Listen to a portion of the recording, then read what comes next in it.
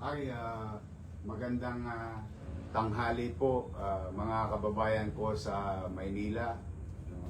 At sa mga nanonood sa iba't ibang dako ng ating bansa at sa buong mundo. Ito po ang inyong lingkod, ang aking first day and first hour of assuming the office of the mayor, no? Pagpapasensyahan niyo po muna kung baka mahina ang audio namin dahil ang ginagamit lang po namin ngayon ay ang cellphone. Dahil po yung mga naiwan sa aming gamit dito, nakasalpak po lahat sa kusasa. But pagka ganun pa man, that's the least of our problem. Kaya po ako biglaang nag-broadcast ngayong araw na ito dahil po sa maaring kaharapin ng ating lungsod at mamamayan na kinakaharap na rin natin sa mga nagdaang linggo na malaking problema sa ating komunidad. Kaya minabuti ko na kahit through cellphone man lamang ay maipabatid sa inyo ang tunay na sitwasyon na ating lungsod patungkol sa hinaing ng taong bayan, tungkol sa basurang nakatambak sa bawat avenida, boulevard, highways, eskinita, mga kalyehon at sa sulok ng ating lungsod. Yung pong nakikita natin problema at ipinarating nyo sa akin problema, yun naman po ay nababasa ko for the past so many weeks.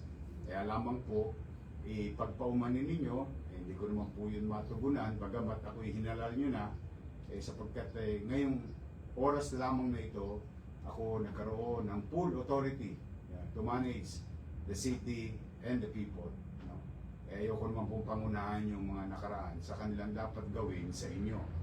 Magkaganon pa man, yung pong nakita ninyong suliranin ng basura ay mas mabigat pa pong problema. And I would like to be fair and honest and transparent to you sa mangyayari sa ating mga susunod na oras, araw at linggo. Nakakaharapin nating lahat bilang mga batang Maynila. Ngayon pong alas 12 Gs ng umaga, may malungkot po tayong natanggap na balita o sulat at nais ko pong ipabatid sa inyo.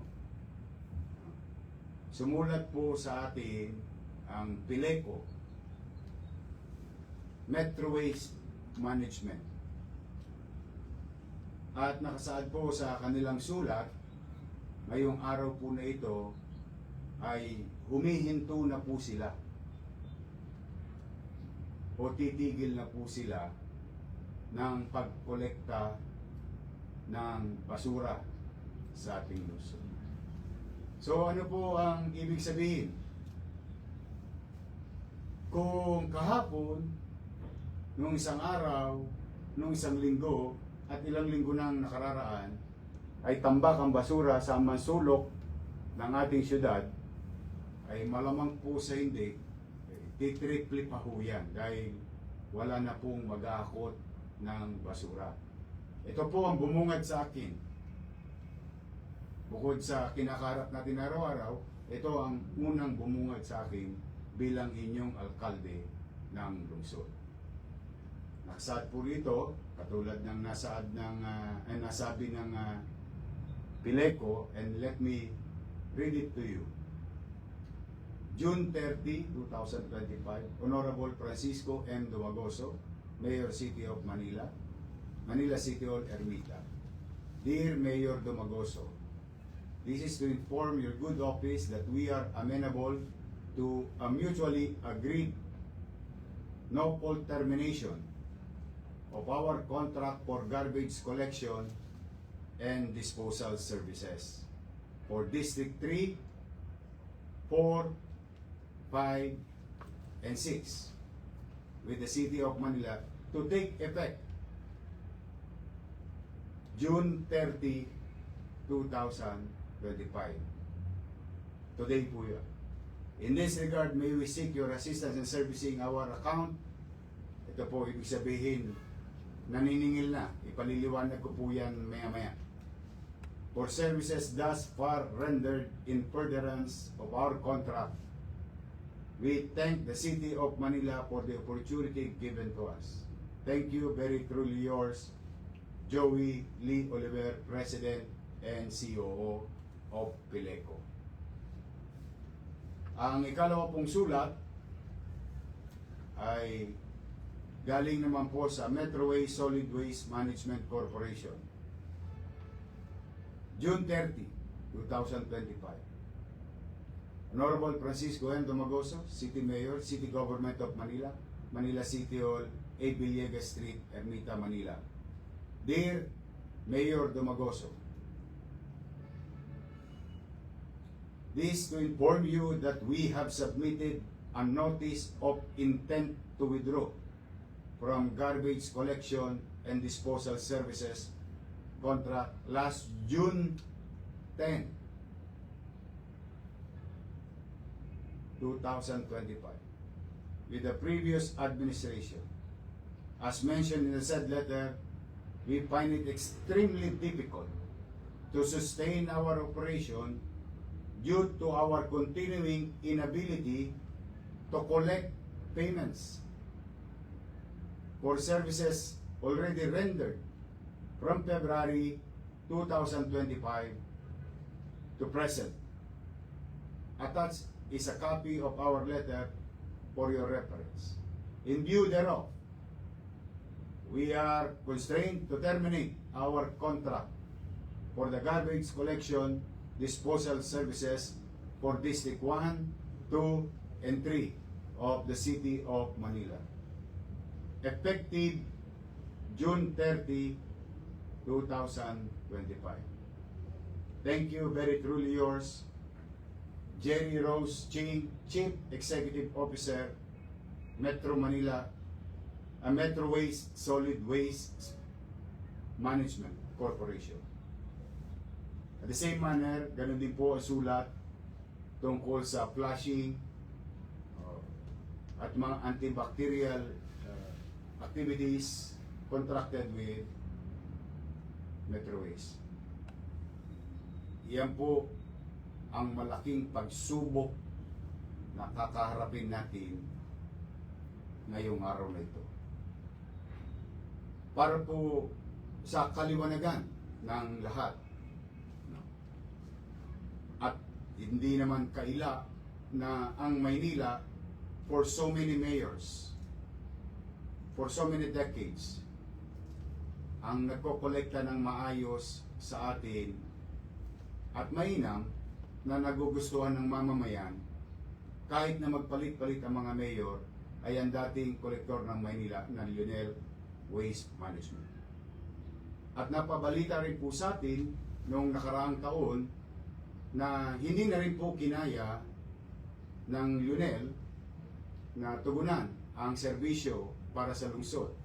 At sila nagpaalam ng maayos ng Oktubre na hanggang December 31 na lamang po sila.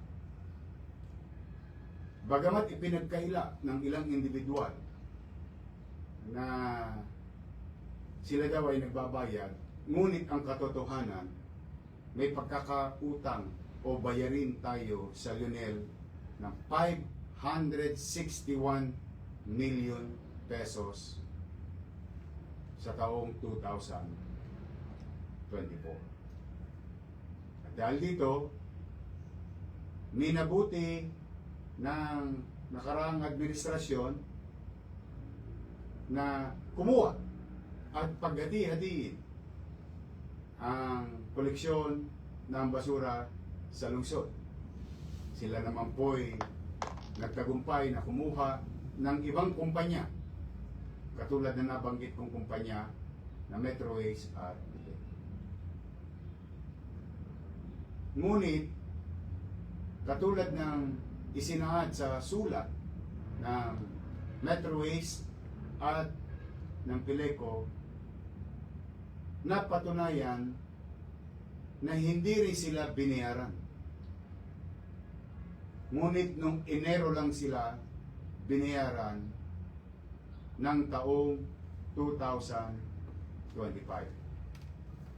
And as we speak, with regard to our record, no,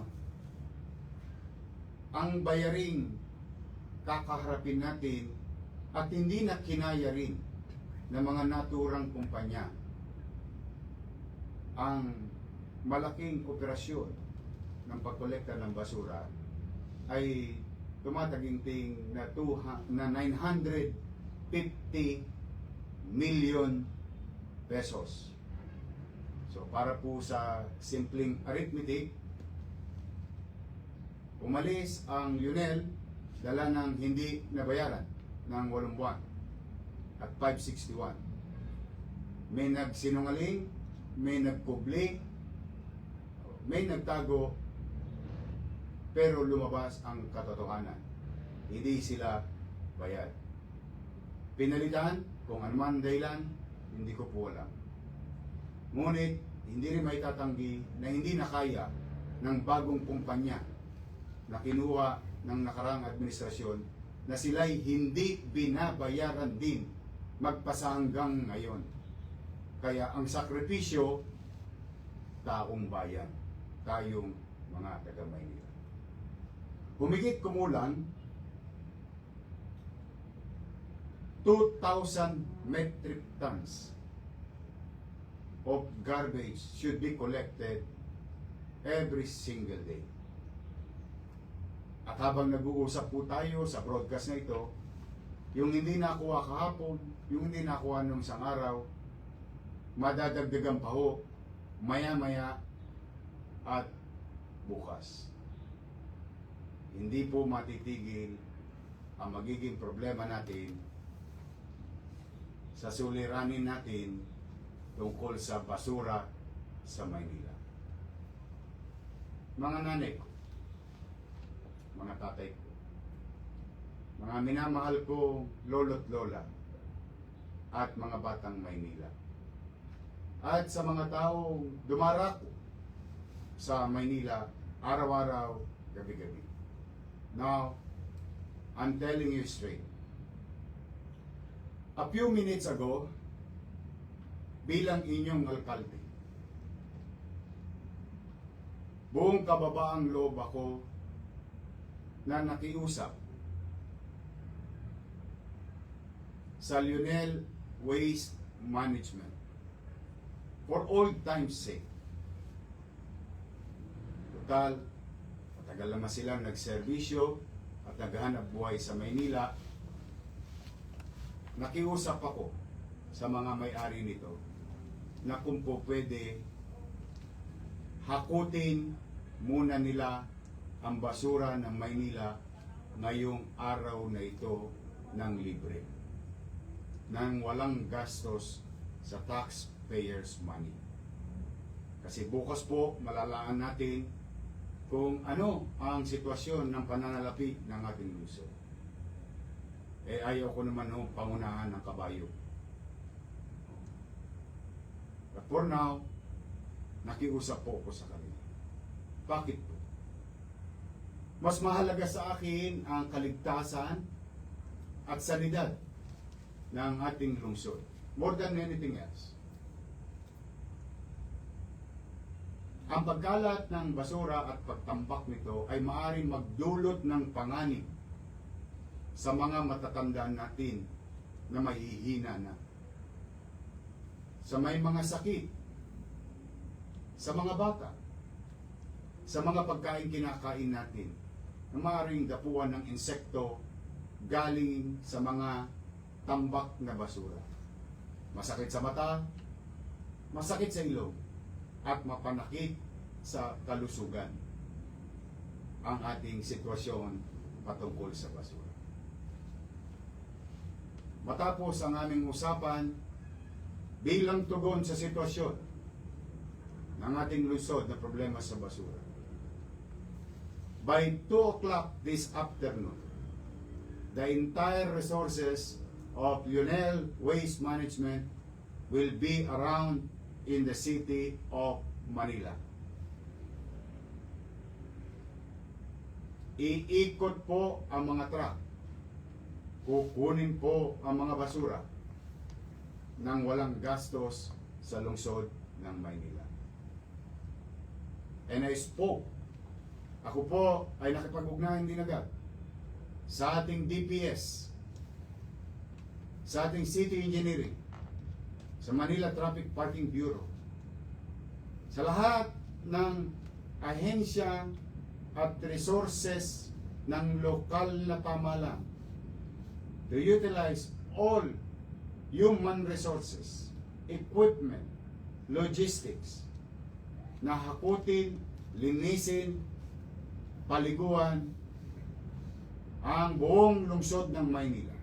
At huwag titigil kahit gabi na hanggang bukas, hanggat sa susunod na araw, until we resolve this dangerous problem. Kaya po, mga nanay, tatay ko, mga lolo't lola ko, mga batang Maynila, pumanatag po kayo. Mabigat po ito. Hindi po ito madali. Pero pumanatag po kayo. May gobyerno na po sa Maynila. We will make sure whatever problems that we are facing right now and we're going to face, we will confront it. We will not point fingers. We will act on the matter. In fact, tomorrow, I'm going to be with the City Council of Manila. And I'm going to ask them to declare the state of health emergency in the city of Manila.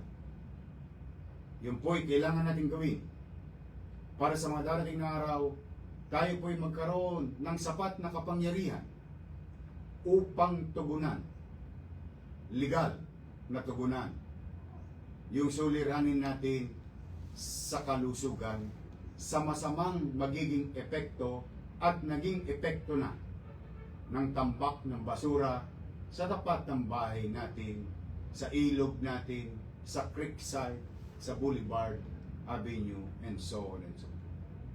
Kaya po, mas minabuti ko muna ngayon na ito'y karapin at kayo'y kausapin upang malaan ninyo na ang lahat ng inireklamo nyo sa akin patungkol sa nangyayaring tambak ng basura sa nakaraang linggo, nakaraang araw, at biglang kakarapin natin patungkol sa paghakot ng basura, ito po ay hindi natin tutulugan.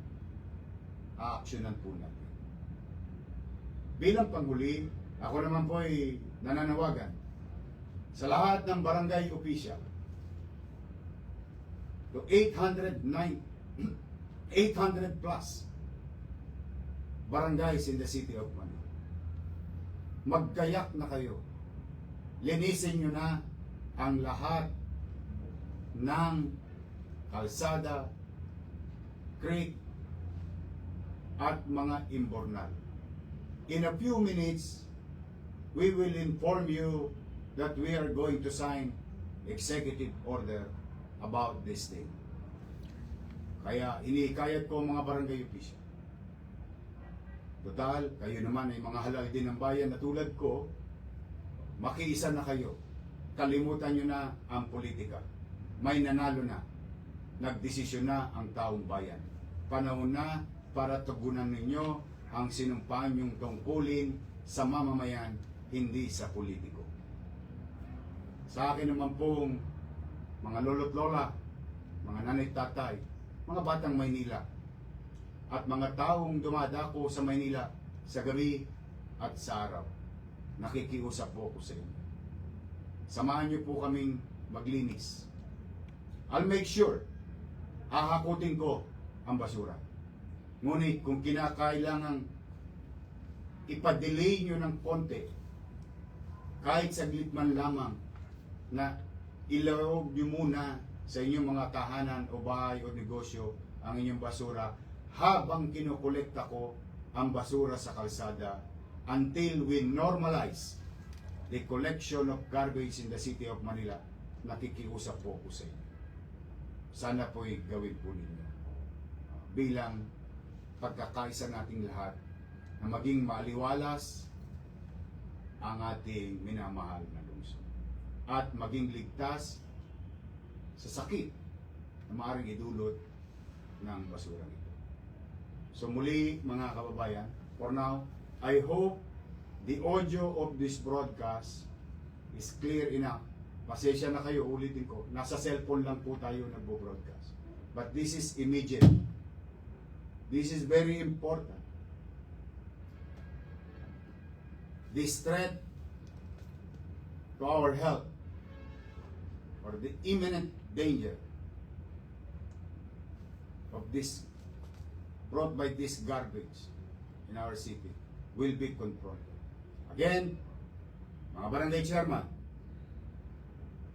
mga empleyado ng siyudad ng Maynila na nabanggit kong ahensya, at nais ko na rin kunin ng pagkakataon sa MMDA kung kayo'y nakikinig po ngayon. Tulungan niyo po kami sa Maynila. Muli, maraming salamat. Pumanatag kayo. We'll be there. We'll do our job. Maraming salamat po sa pagkakataon na ito na muli ninyo akong ginawang alkalde. Pipilitin ko sa maliit kong kaparanan na tupdin ang mga bagay na nasabi ko na nung araw at tupdin ang tungkulin ko bilang ama ng lungsod ng Maynila. Maraming salamat po sa oras ninyo, and if I'm not asking too much, please do share this broadcast to your family, to your friends, to any person that you know that nandito sa Maynila. Mag-ingat po kayo, mahal na mahal ko po kayong lahat. Pagpalain nawa tayo ng kung may kapal. Manila, God first. Thank you.